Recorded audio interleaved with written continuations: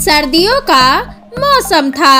उस भयंकर ठंड में जंगल में ओस जम गई थी। ऐसे में भी गरीब टूनी चिड़िया सड़क किनारे बैठी आते जाते पक्षियों को आवाज लगाती है। आओ मिट्ठू भैया, गरम गरम रोटी खाओ। पता नहीं पक्षियों को क्या हो गया है, पहले तो मेरे बनाए रोटी बड़े शौक से खाते थे, मगर अब मुझ गरीब की रोटी बनाई खाना तो दूर झांकने तक नहीं आता।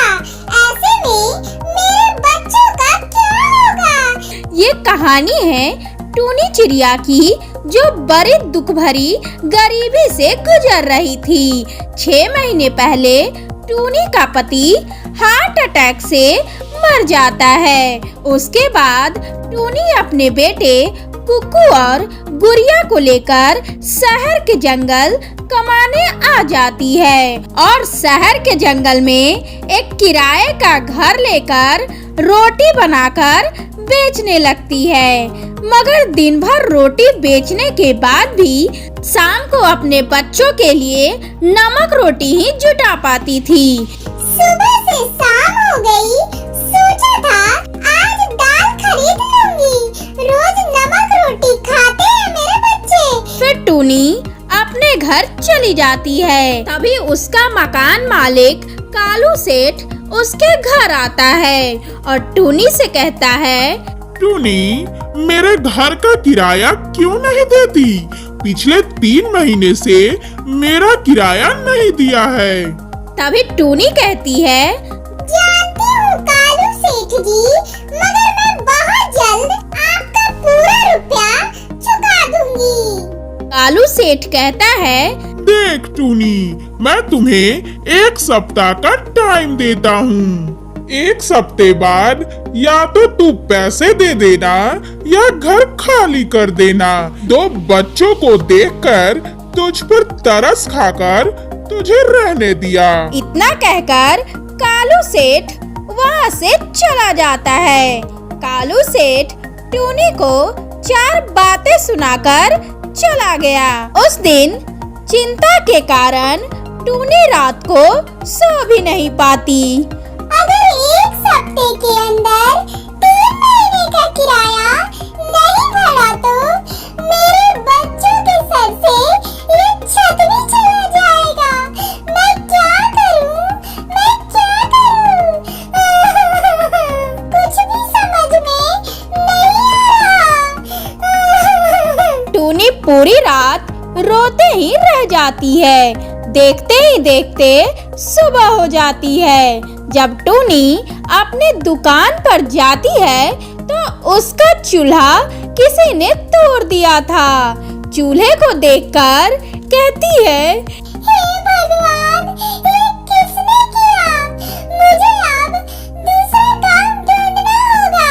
मैं ऐसा दिन नहीं गवा सकती। बेचारी टूनी ठंड में सभी पक्षियों के यहाँ जा जाकर काम मांगने लगती है और घूमते घूमते रेलवे स्टेशन पहुँच जाती है। इस रेलवे स्टेशन पर तो इतने सारे ठेले हैं।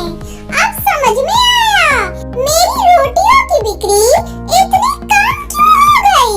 मगर मैं अपने ठेले पर कढ़ी और चावल बनाकर बेचने लगूं तो मेरी दुकान भी इस रेलवे स्टेशन पर चल पड़ेगा। और वैसे भी मेरे हाथों के खाने में तो स्वाद भी है, हर कोई पसंद करेगा।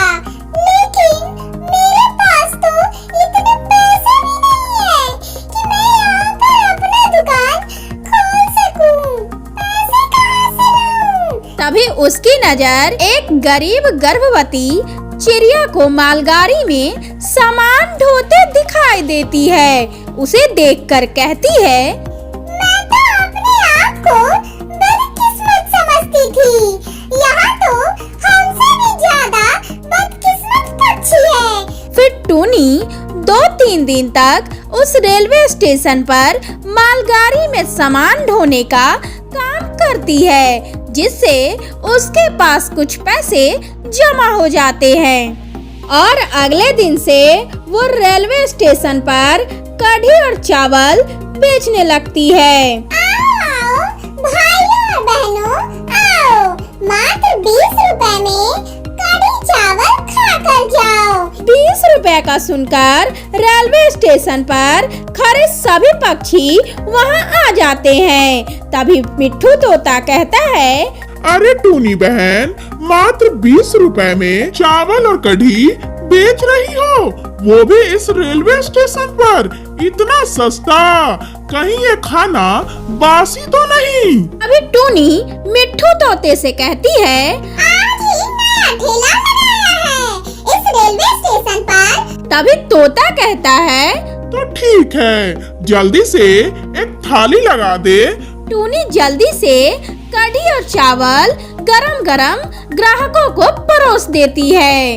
तभी मिट्ठू तोता कहता है, अरे वाह चिड़िया बहन, क्या खाना बनाया है आपने। तुम्हारे हाथों का कढ़ी चावल इतना स्वादिष्ट है कि बिना भूख के भी 2-3 प्लेट खा ले। इतने सस्ते में रेलवे स्टेशन पर इतना बढ़िया खाना मिलता कहाँ है। ये कढ़ी और चावल तो कुछ ज्यादा स्वादिष्ट है चिड़िया बहन। टूनी चिड़िया की कढ़ी चावल की तारीफ सुनकर बगल में दाल चावल बेच रहा कालू कौवा तो जल भुन जाता है। इस चिड़िया को तो आज से पहले इस रेलवे स्टेशन पर ठेला लगाते नहीं देखा। नहीं आई है शायद, पता नहीं ये कैसे मक्खन मलाई डालकर बनाती है, जो स्टेशन के सारे लोग कहीं ठेले के पास मधुमक्खी की तरह भिनभिना रहे हैं। टूनी की हाथों से बना कढ़ी चावल देखते देखते सारे बिक जाते हैं। भगवान की दया से मैंने जितना भी खाना बनाया सारा का सारा बिक गया। तेरा लाख लाख धन्यवाद ऊपर वाले। फिर टूनी चिड़िया अपना ठेला लेकर घर चली जाती है और रोज सुबह इसी तरह चावल और बेसन लेकर आ जाती थी और घर में गरम गरम कढ़ी और चावल बना लेती थी और अपना ठेला लेकर रेलवे स्टेशन चली जाती थी।